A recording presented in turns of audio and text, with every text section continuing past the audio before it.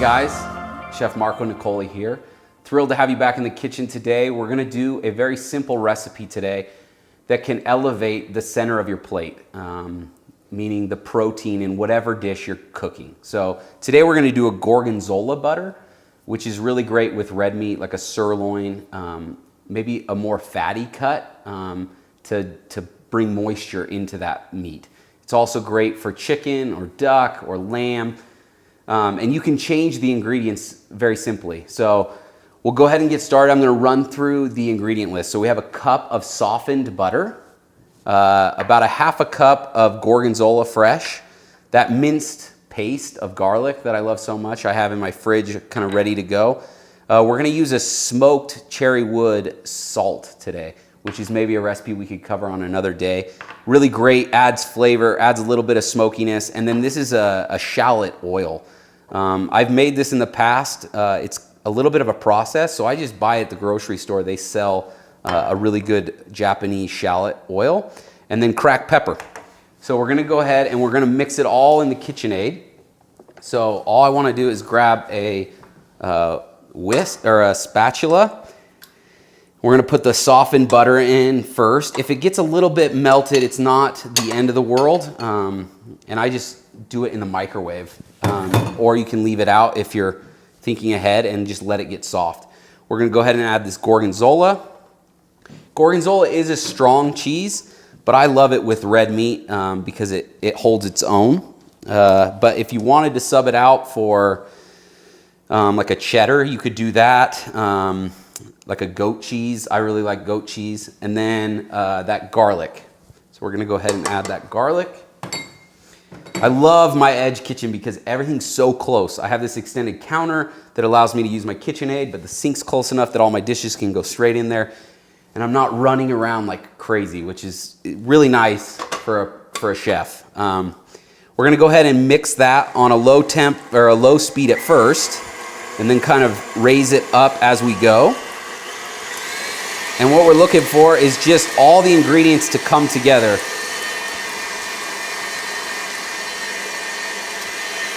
And I usually just do it for a sec and then lower it and kind of scrape the edges. If you do it in a larger amount, so a larger recipe, I'll show you at the end what we're gonna do. This holds for up to about 3 months in your freezer. And it allows it to be a little bit easier to mix in this KitchenAid because you have more ingredients. But if not, if you follow this recipe, every so often you'll just want to scrape the edges and then kind of start the process again.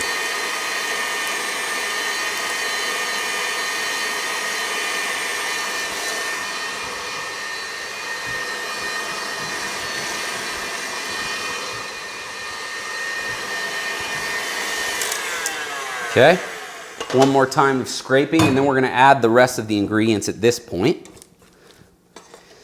And with this Gorgonzola, you'll see that it's not fully mixed, which is good. That's what we want. We still want some chunks of the actual cheese. And I'm Italian, so you're gonna learn that a lot of my recipes I'm shooting from the hip. So let's say a dash of this oil, this shallot oil, and then a pinch of this salt. Like 2 pinches, I guess is what we're gonna do today. A little cracked pepper. Man, that salt is so strong. You can really smell the cherry wood come through on it.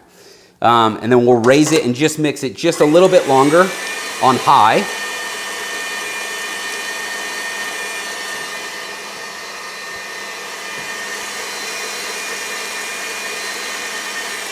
Perfect.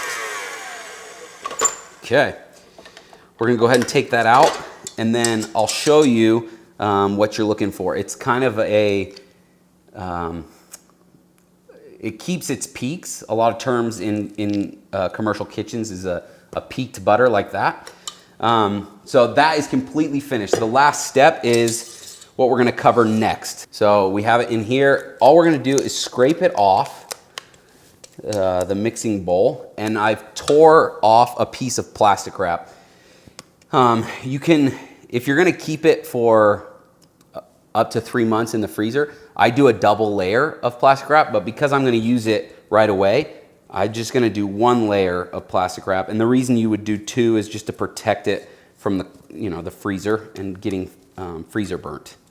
You also can get freezer burnt if you don't pull all the air out. So I'll show you how we're gonna do that here right now. So as you can see, and I kind of put it in the middle, but towards me so that we have enough space to roll it forward.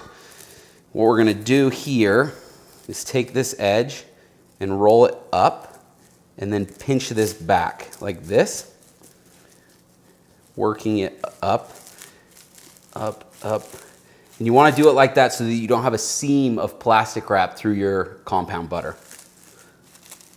And then it's Tootsie Roll time. Like this, and that is ready for the freezer. So this is a beautiful log. Like I said, you could use it, cut off a few pieces, I'm gonna show you that, and then put it back in the freezer as well so you don't have to use it all at once. And I just like to leave it right here on a flat surface. As you can see, my family uses the freezer as well, but we do love the fact that Edge allows us to use those commercial appliances, the commercial size fridge and freezer. It really allows us to take advantage of both our career opportunities and our large family. With 4 kids, you tend to use a lot of space in the fridge and freezer. So those are great. We're gonna see that in about an hour, let it completely firm up, and then we'll come back and I'll show you how we use it finishing with a great presentation on a sirloin. Okay, so we've let this Gorgonzola butter sit for about an hour. And as you can tell, it's hard as a rock, which is perfect because then we can slice it. So what I'm gonna do is put this off to the side, and we have a beautiful sliced sirloin. And you can do, like I said, any kind of protein.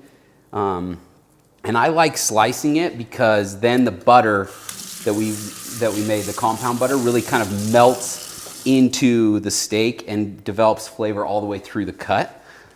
So I always slice whatever I'm gonna do with this compound butter ahead of time. So then we're just gonna kind of cut the end off, and we can leave that over to the side. And then I usually cut however big of a chunk we're gonna want. So like maybe this big.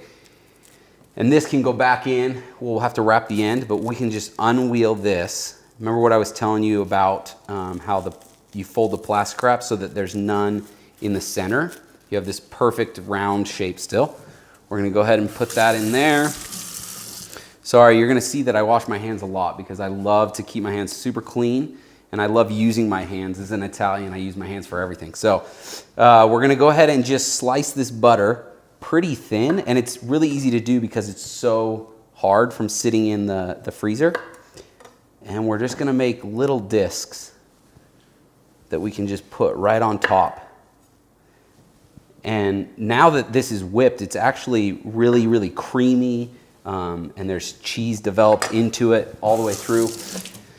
And then on this recipe, I'm gonna finish with that same cherry wood smoked flake salt, and it's a bigger flake than a traditional salt, just like that. And then maybe some fresh thyme, because I have it out on the counter and it's a great little garnish. We could just do a little bit of fresh thyme. And that is it. This is great. You could do it on a big presentation board and have people come up and slice it.